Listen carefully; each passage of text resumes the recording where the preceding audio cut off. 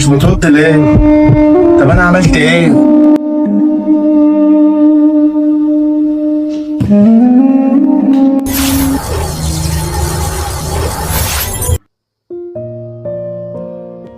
انا عارف وجعك.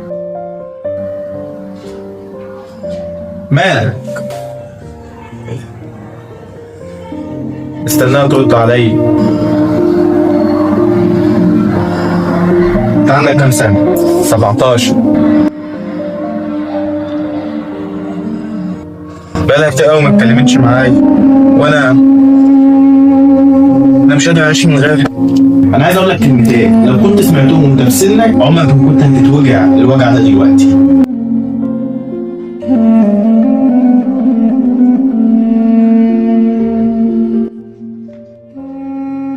اللي انت فيه ده مش حب، تعالى افهمك الحقيقة.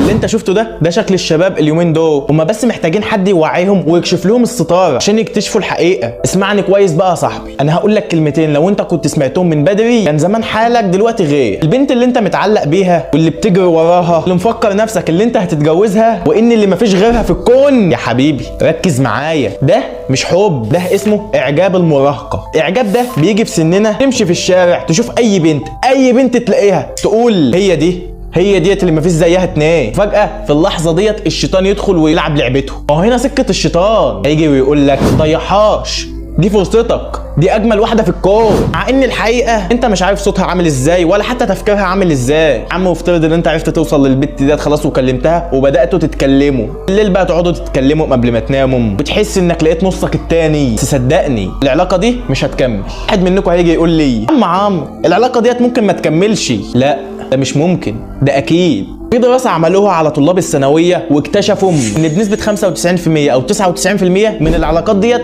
بتفشكل. مثلا 100 واد و100 بنت ارتبطوا، بنسبة 2% بس واحدة منهم بتكمل، واغلب الاتنين دول بيتفصلوا في الجامعة.